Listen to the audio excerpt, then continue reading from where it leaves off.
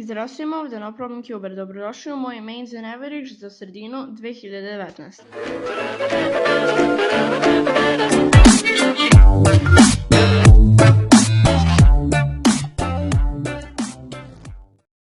Započnemo sa 2x2.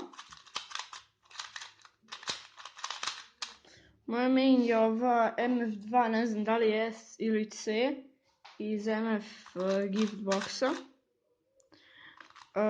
I sada za 2x2 average, retko kada radim 2x2, ali 90% slučajeva sam sub 6 sa PBM od 2,6 nešto. Za 3x3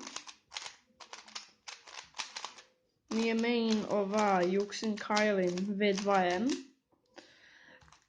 Iako mi je dugo vreme bila main gun 354M, ali samo više volim ovu kocku. Malo mi smeta što je 354 manja, pa je koristim za OX. Inače za 3x3 sam pa sub 19, sub 18. Može da se dogodi da dobijem sub 15 sa PBM od 9,203.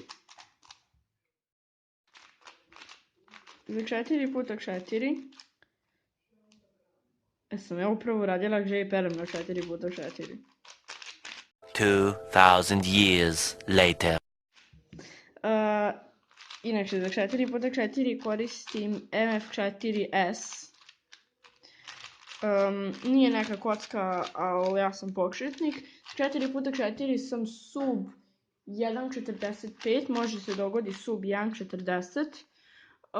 Sa PBM od koliko, 1.27 ili 8, tako nešto.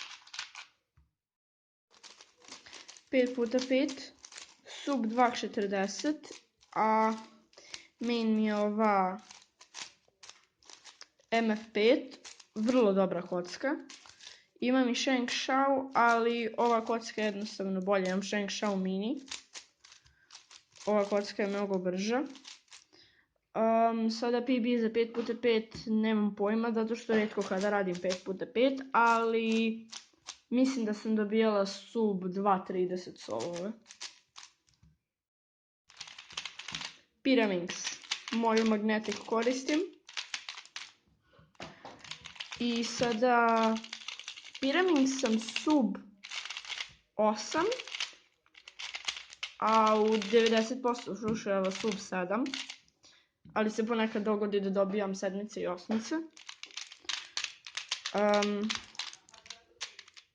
Sa PBM od 3, nešto.